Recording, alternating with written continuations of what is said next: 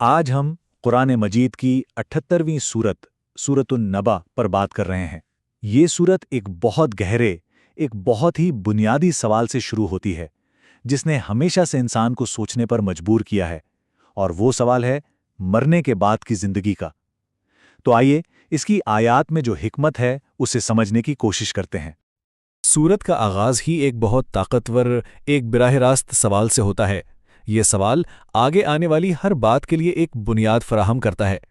ये सिर्फ एक आयत नहीं है, बल्कि ये एक झंझोड़ देने वाला चैलेंज है जो फौरन सुनने वाले को अपनी तरफ खींच लेता है। कुरान पूछता है, ये लोग किस चीज़ के बारे में एक दूसरे से सवाल कर रहे हैं? सोचने की बात है। आखिर वो कौन सा मौजू है जिस पर इतना शदीद इख्तिलाफ है, इतना शक है?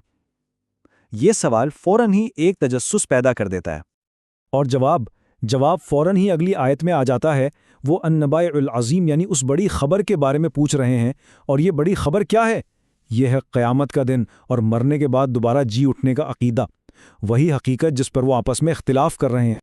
तो अब सूरत सिर्फ एक दावा नहीं करती, बल्कि इस अकीदे को साबित करने के लिए हमारी कायनात से, हमारी अपनी रोज़मर्रा की ज़िंदगी से बिल्कुल वाज़ेह दलीलें सामने रखती हैं। आइए देखते हैं कि ये निशानियां हैं क्या।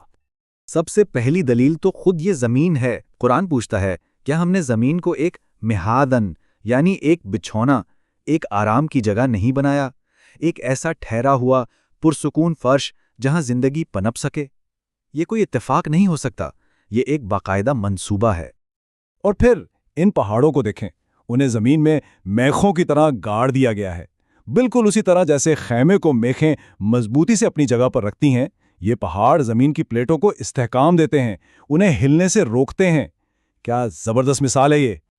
फिर सूरत हमारी तवज्जो हमारी अपनी जिंदगी की तरफ दिलाती है। हमारी नींद जो हमारे जिस्म और दिमाग को सुकून देती है, रात जो एक लिबास की तरह, एक पर्दे की तरह हर चीज को ढांप लेती है, और फिर दिन जो रोजी कमाने और कामकाज के लिए बनाया गया है। ये सब एक अजीम हिकमत और मंसूबे की तरफ इशारा कर रहे हैं।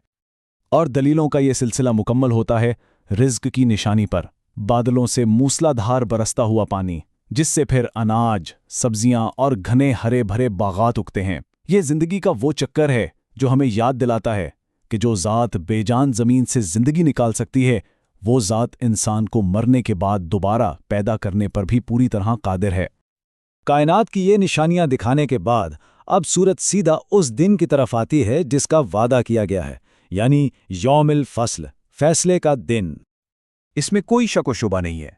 सूरत ऐलान करती है कि फैसले के दिन का एक वक्त मुकर्रर है। वो ना एक लम्हा जल्दी आएगा, ना एक लम्हा देर से। ये एक ऐसी हकीकत है जो होकर रहेगी। उस दिन के वाक़यात बहुत हौलनाक होंगे। जब सूर फूंका जाएगा तो सब इंसान गिरोह दर गिरोह जमा होंगे। आसमान ऐसे फट जाएगा जैसे उसमें कई दरवाजे खुल गए हों, और पहाड़ों को अपनी जगह से हटा दिया जाएगा।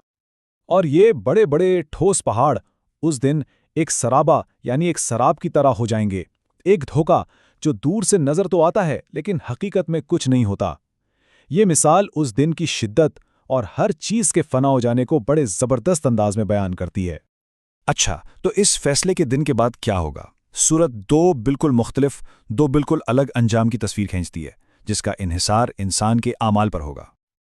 यहां दो बिल्कुल मुख्तलिफ अंजामों का नक्शा खींचा गया है।